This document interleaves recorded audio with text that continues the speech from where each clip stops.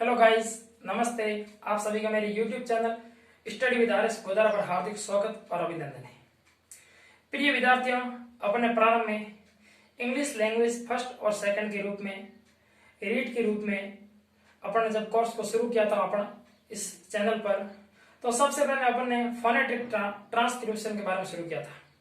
इसी phonetic transcription में सर्वप्रथम अपन ने फोनेटिक क्या चीज होती है, फोनेटिक क्या होती है, फोनोलॉजी और कितने प्रकार के फोनेटिक सिंबल होते हैं, इसके बारे में अध्ययन किया था।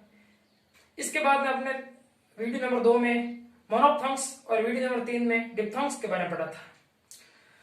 रीड के सिलेबस में अपन ने phonetic symbol, knowledge of phonetic symbol and their transcription के बारे में दिए गए हैं। तो इस पहले के सिलेबस में फोनेटिक ट्रांसक्रिप्शन दिया गया था और इस बार सिलेबस जब चेंज हुआ तब इसमें फोनेटिक सिंबल के बारे में दिए गए हैं। इंग्लिश में 44 प्रकार के 44 प्रकार की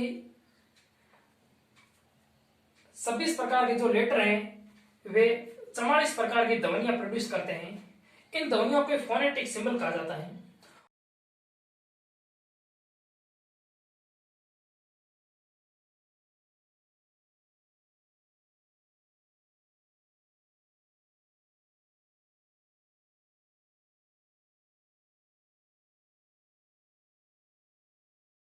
और ये सारा मामला फोनोलॉजी के अंतर्गत अध्ययन किया जाता है, जिसे ध्वनि विज्ञान कहते हैं। The sound of phonetic symbol इसमें किया जाता है और इसमें 20 प्रकार की वोवल साउंड होती है और इसमें 44 प्रकार की कॉन्सोनेंट साउंड होती है।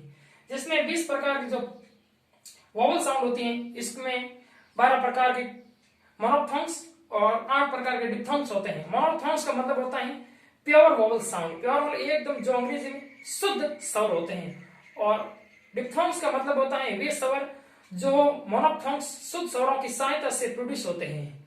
और कॉन्सोनेंट साउंड वे साउंड जो अपने आप में पूर्ण नहीं होते हैं। व्यंजन हमेशा पूर्ण नहीं होते, उनको स्वर की सहायता से बोला जाता है, तो ये कॉन्सोनेंट साउंड है। तो अब आज अपन कॉन्सोनेंट साउंड के जो 24 प्रकार जो सिंबल है उन 24 प्रकार के सिंबल के बारे में पढ़ेंगे।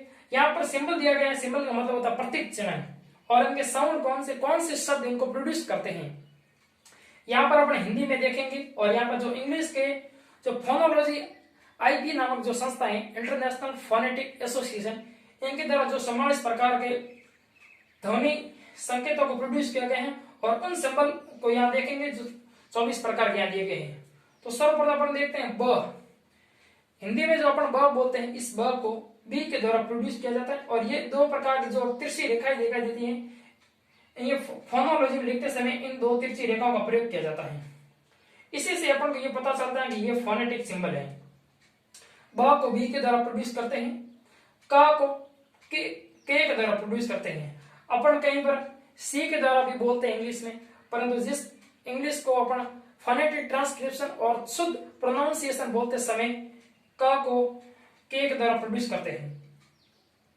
यहाँ पर ड है, ड को डी के द्वारा प्रोड्यूस करते हैं, ह को एस के द्वारा प्रोड्यूस करते हैं, फ को एफ के द्वारा प्रोड्यूस करते हैं और जी को ग के द्वारा प्रोड्यूस करते हैं। ग को इंग्लिश फोनेटिक में जी लिखते हैं। और यहाँ पर इसी प्रकार बात करते हैं अपन म को एम के द्वारा प्रोड्यूस करते हैं, न को एन के द्वारा प्रोड्यूस करते हैं और ट को टी के द्वारा प्रोड्यूस करते हैं। अपन इंग्लिश में त शब्द कहीं नहीं देखे, अपन टी को त भी पढ़ते हैं और ट भी पढ़ते हैं, परंतु ये होता टी ट में बदला हो जाता है। र को आर के रूप में प्रोड्यूस करते हैं, प को पी के द्वारा प्रोड्यूस करते हैं, ल को एल के माध्यम से प्रोड्यूस करते हैं और इसी प्रकार ये स को एस के द्वारा प्रोड्यूस करते हैं। और ये सारे शब्द यहाँ पर लिखे हुए नहीं है, सारे हलंत हैं, क्योंकि जब इन्हें इंग्लिश में प्योर रूप में बोलते हैं तब वोवल साउंड को संयुक्त करते हुए इनका शुद्ध रूप उच्चारण होता है। और यहाँ पर श को इंग्लिश में वो वर्ड जिसके साथ में एस और एश आया हुआ है, वहां पर इसे इस प्रकार के स के रूप में लिखते हैं, बड़ा करके थोड़ा नीचे से। और सज, स और ज इसको उल्टे 3 के रूप में लिखते हैं। ये प्रतीक चिन्ह इनका सिंबल है।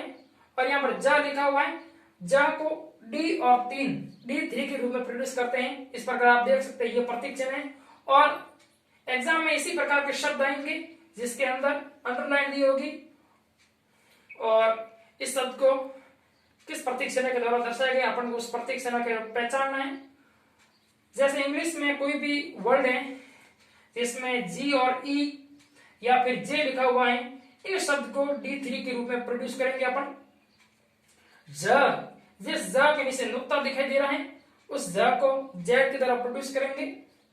और इसी प्रकार व में वी को भी प्रोड्यूस करते हैं और डब्ल्यू को भी प्रोड्यूस करते हैं। यहाँ पर दोनों लिखे हुए हैं। च को टी और ये बड़े स के रूप में एस के रूप में दर्शाया जाता है, इसको च पढ़ते हैं इंग्लिश में।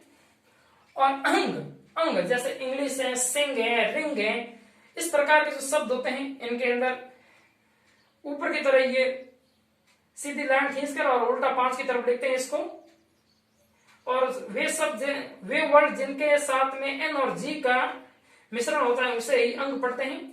फिर आता है य, जिस प्रकार अपन इंग्लिश अल्फाबेट में यहाँ पर ये जे लिखा हुआ है, इसी जे को य के रूप में प्रोड्यूस करते हैं। जैसे यस, अपन इसको यस पढ़ते हैं परंतु ये शब्द है यस, यहाँ पर जे और एस लिखा, इसे ही फोनेटिक ट्रांसक्रिप्शन कहते हैं। यहाँ पर ये लिखा हुआ है द को प्रिय विद्यार्थियों उल्टा छ लेकर इसके ऊपर तिरछी रेखा के द्वारा दर्शाया जाता है, ये द है। और थ को अपन जब मैथ में पढ़ते हैं साइन थीटा, ये थीटे के तरीके है, ये ओ लेकर ऊपर से काटा गया है, इसे थ और अंत में आ गया व। तो प्रिय विद्यार्थियों ये 100 इस प्रकार के सिंबल थे। अपन आगे की क्लास में एक बार फिर उन शब्दों को लेंगे जो फोनेटिक ट्रांसक्रिप्शन की ओर होंगे। रीट हो, सीटेट हो और अन्य जितनी भी अध्यापक परीक्षा हो जिनमें फोनेटिक सिंबल आता है इंग्लिश में, उनमें प्रिय विद्यार्थियों की प्रमुख रूप से 24 प्रकार के सिंबल, 8 प्रकार के डिप्थोंग्स के सिंबल और 12 प्रकार के मोनोफोंग्स के सिंबल, इनको याद करके और इन्हीं के माध्यम से अपन यदि शुद्ध प्रोनाउंसिएशन आता है तो इनको अपन ट्रांसक्रिप्शन कर सकते हैं। ट्रांसक्रिप्शन का मतलब होता है उसको बदलना, उसको शुद्ध इंग्लिश में ऑक्सफोर्ड जो कंपनी, ऑक्सफोर्ड नाम की जो डिक्शनरी है उसमें अपन देखेंगे शुद्ध इंग्लिश की जो डिक्शनरी आती है उसमें शुद्ध इंग्लिश लिखी होती है। जैसे अपन इसको लिखते हैं ये YES, यस, इसको पढ़ते हैं यस, तो यहाँ पर जैसे JES लिखा होता है, अपन सोचेंगे ये जे कैसे लिख दिया, परंतु ये इसका फोनेटिक ट्रांसक्रिप्शन है। तो प्रिय विद्यार्थियों, मैंने आपको ये फोनेटिक ट्रांसक्रिप्शन के बारे में जो जितने 44 प्रकार के सिंबल थे इन सिंबल को बताने का प्रयास किया। आप सभी मित्र इन सिंबल को उसी प्रकार समझ पाए होंगे, ये मैं आशा करता हूं। और इस कोरोना काल में अपने घर पर रहें, सुरक्षित रहें और पढ़ाई को लगातार धार दीजिए। जय हिंद, जय भारत।